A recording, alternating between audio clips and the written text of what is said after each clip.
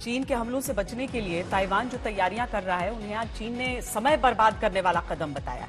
चीन के सरकारी मीडिया ने इसे लेकर पूरी रिपोर्ट छापी है। आसान भाषा में कहा जाए तो चीन ने ताइवान को धमकी दी है। ग्लोबल टाइम्स ने साफ साफ शब्दों में छापा है कि ताइवान की रक्षा तैयारियों से कुछ होने वाला नहीं है। इन सबसे चीन और ताइवान के एकीकरण को रोका नहीं जा सकता। यानी चीन ताइवान को हर हाल में अपने साथ उसका विलय करना चाहता है। चीन ने कहा है कि ताइवान के लोगों को रक्षा तकनीक सिखाने वाली हैंडबुक जारी करने से कोई फायदा नहीं है, क्योंकि चीन की पीपल्स लिबरेशन आर्मी अपनी ताकत से ताइवान की सारी तैयारियों को बर्बाद कर दी। ताइवान की डिफेंस नोटबुक में क्यूआर कोड तकनीक का मजाक उड़ाते हुए चीन ने कहा है कि जब चीन के हमलों में मोबाइल नेटवर्क तबाह हो जाएगा तो क्यूआर कोड कैसे काम करेगा। कुल मिलाकर घुसपैठ से लेकर मीडिया रिपोर्ट्स छापने तक चीन हर स्तर पर ताइवान का मनोबल तोड़ने की कोशिश कर रहा है, ताकि चीन के सामने ताइवान बिना प्रतिरोध के सरेंडर कर दे। इस बीच ताइवान भी यूक्रेन युद्ध पर कड़ी नजर रखे हुए है। वो ये नोट कर रहा है कि यूक्रेन ने किस तरह रूस को टक्कर दी है और सरेंडर करने के बजाय युद्ध में बराबरी से मुकाबला करता रहा है। चीन के लिए यूक्रेन युद्ध सिर्फ एक बूस्टर है। वो पिछले 77 वर्षों से ताइवान पर कब्जा करने का इरादा कर रहा है, लेकिन ये एक राजनीतिक विवाद है जो बढ़ते बढ़ते दो देशों का विवाद बन गया। इसकी शुरुआत 1940 के दशक में चीन में चल रहे गृह युद्ध से हुई थी। 1945 में दूसरा विश्व युद्ध समाप्त होने के बाद ताइवान चीन से अलग हो गया था। जापान ने अपनी हार के बाद कॉमिंगतोंग पार्टी को ताइवान का नियंत्रण सौंपा, लेकिन जब कॉमिंगतोंग पार्टी ने वहां अपनी सरकार बनाई तो चीन से विवाद हो गया। माओ त्से-तुंग का मानना था कि चीन में जब जीत उनकी हुई है तो ताइवान पर अधिकार भी उनका ही होना चाहिए। इसके बाद दोनों तरफ से अधिकार के दावे होने लगे। 1971 से चीन संयुक्त राष्ट्र की सुरक्षा परिषद का स्थायी सदस्य हो गया था और 1979 में संयुक्त राष्ट्र में ताइवान की आधिकारिक मान्यता खत्म कर दी गई थी। इसके बाद ताइवान चीन के मुकाबले कमजोर पड़ने लगा। ताइवान खुद को एक आजाद देश मानता है, जबकि चीन उसे अपना विद्रोही राज्य बताता है।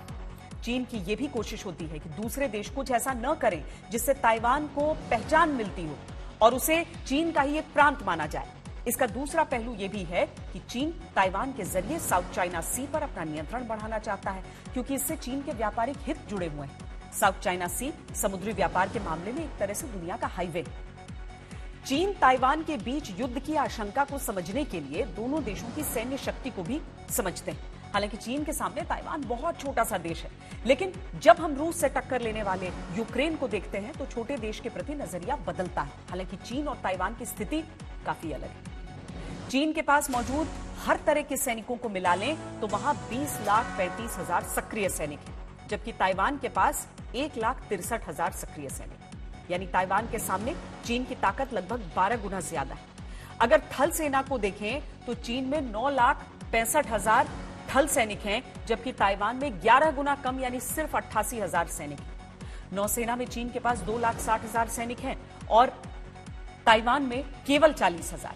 चीन की वायुसेना में करीब 4 लाख लोग हैं, लेकिन ताइवान में केवल 35,000।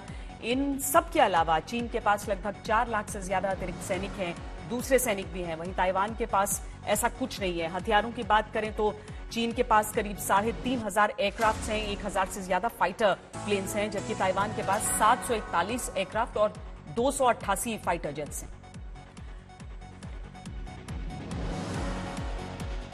चीन के विस्तारवाद का वायरस कितना खतरनाक है आप खुद देख रहे हैं। चीन 20 से भी ज्यादा देशों की जमीन निगलने की कोशिशों में लगातार जुटा रहे। चीन की जमीन वाली भूख कभी शांत नहीं है। ताइवान को तो चीन अपनी जागीर समझता ही है। इसके अलावा फिलीपींस में चीन स्प्रैटली द्वीप समूह पर अपना दावा करता है। इंटरनेशनल कोर्ट ऑफ जस्टिस इस दावे को खारिज कर चुका है, लेकिन चीन इन फैसलों का सम्मान भी नहीं करता। इंडोनेशिया के द्वीप समूह में चीन मछली पकड़ने के अधिकार का दावा करता है। मलेशिया के साथ चीन का विवाद है। मलेशिया के क्षेत्र में चीन ने जबरदस्ती अपने जहाज तैनात कर दिए थे। चीन इतिहास को आधार बनाकर लाओस के बड़े क्षेत्र पर अपना दावा करता है। कंबोडिया के हिस्सों पर भी चीन ने दावा किया हुआ है। थाईलैंड में मेकोंग नदी को लेकर चीन ने 2001 से विवाद किया है। वियतनाम ने अपने द्वीपों पर चीन के दावों का सख्त विरोध किया है। पूर्वी चीन सागर में सेंकाकू और ryukyu द्वीपों को लेकर चीन का जापान से विवाद है। चीन ने कई बार जापान के नौसैनिक जहाजों को निशाना बनाया है।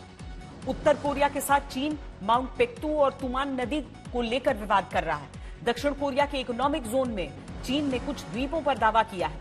1884 से ही चीन का तजाकिस्तान से विवाद है। कजाकिस्तान के 34,000 वर्ग किलोमीटर क्षेत्र पर चीन अपना दावा करता है। चीन पूरे किर्गिस्तान पर दावा करता है। 1999 में चीन ने किर्गिस्तान को अपनी 1250 वर्ग किलोमीटर जमीन चीन को देने पर मजबूर किया था। और Bharat, Nepal, Bhutan, Brunei, Mongolia, Singapore के साथ भी चीन के सीमा विवाद है। चीन और रूसी जग जाहिर है। कोरोना संकट के दौर में भी रूस ने चीन पर खुलकर वायरस फैलाने के इल्जाम नहीं लगाए थे। पुतिन ने जिनपिंग और चीन को लेकर एक खास तरह की चुप्पी बनाए रखी थी। इसी तरह चीन ने रूस यूक्रेन युद्ध पर सीधे सीधे रूस का पक्ष लिया। लेकिन चीन की विस्तारवादी भूख ऐसी है कि रूस की जमीन भी वो निगलना चाहते हैं। चीन रूस के व्लादिवोस्तोक शहर पर दावा कर चुका है। रूस का यह शहर एक दौर में चीन के चिंग साम्राज्य का हिस्सा था। युद्ध में चीन को हराकर रूस ने इस शहर को अपने नियंत्रण में ले लिया था। चीन ने 1860 में रूस के साथ एक समझौते पर दस्तखत किए थे और व्लादिवोस्तोक रूस के हिस्से में चला गया। तब से यह शहर रूस का है, लेकिन इस दौर में चीन ने व्लादिवोस्तोक पर अपना अधिकार जताना शुरू कर दिया।